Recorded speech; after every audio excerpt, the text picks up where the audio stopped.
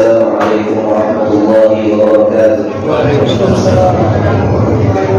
Alhamdulillah, wassalatu wassalamu ala Rasulillah wa ala alihi wa ashabihi wa man tabi'ahum bi ihsanin ila yaumiddin, amma ba'd. Alhamdulillah, kita bersyukur kepada Allah Subhanahu wa taala yang memudahkan kita untuk dapat beribadah. Kita bersyukur kepada Allah Subhanahu wa taala dibukakan pintu-pintu kebaikan dan ditutup pintu-pintu keburukan. Semoga Allah berikan kita istiqomah di dalamnya.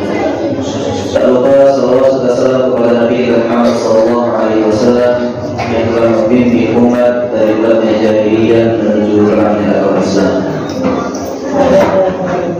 Pada malam ini saya ingin mengangkat tentang istiqamah.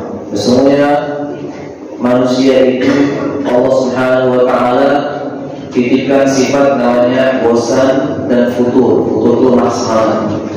Sehingga ada kalanya manusia itu lemah dalam beribadah dan ada kalanya manusia itu giat dalam beribadah. Berbeda dengan malaikat.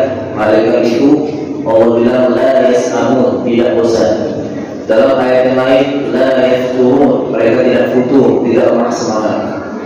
Nah, jadi sesungguhnya manusia itu kalau seandainya dia bisa istiqomah terus dalam kebaikan, dalam keadaan giat dia semangat dalam beribadah, dalam keadaan lemah tetap beribadah.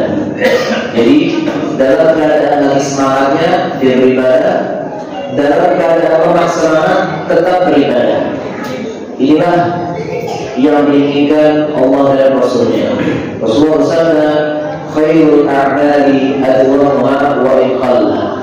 Sebaik-baik amalan itu adalah yang terus-menerus walaupun sedikit.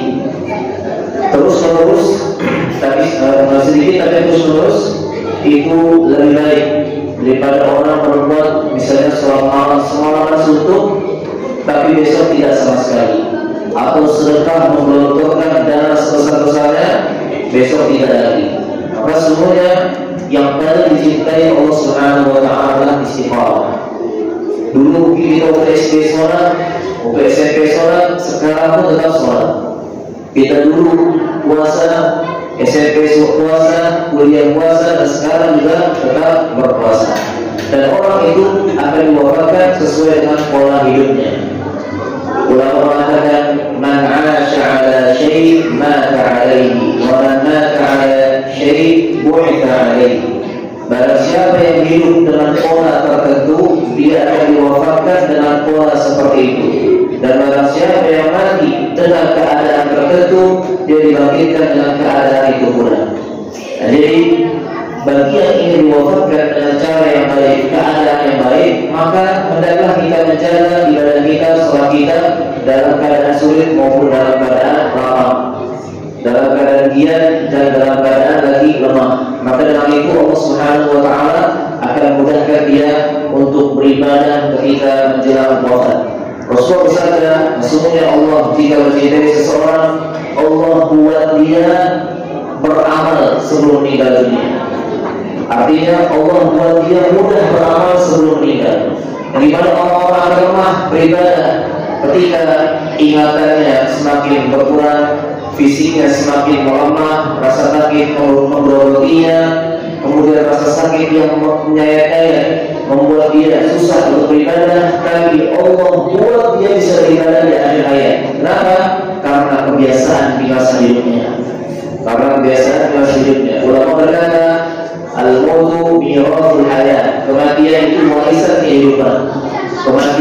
warisan kehidupan. Artinya kehidupan kita pola tertentu dia akan diwafatkan dengan pola seperti itu. Maka di sini saya mengajar bagi saya pribadi, hendaknya kita terus berpuasa, kita terus sholat tarawih sampai Ramadan selesai, dan kita berharap kepada Allah Subhanahu wa taala agar Allah Subhanahu wa taala mengeluarkan kita dari Ramadan tidak membuat dosa sama sekali. Amin ya rabbal alamin. Mungkin itu saja yang saya sampaikan. Assalamualaikum warahmatullahi wabarakatuh.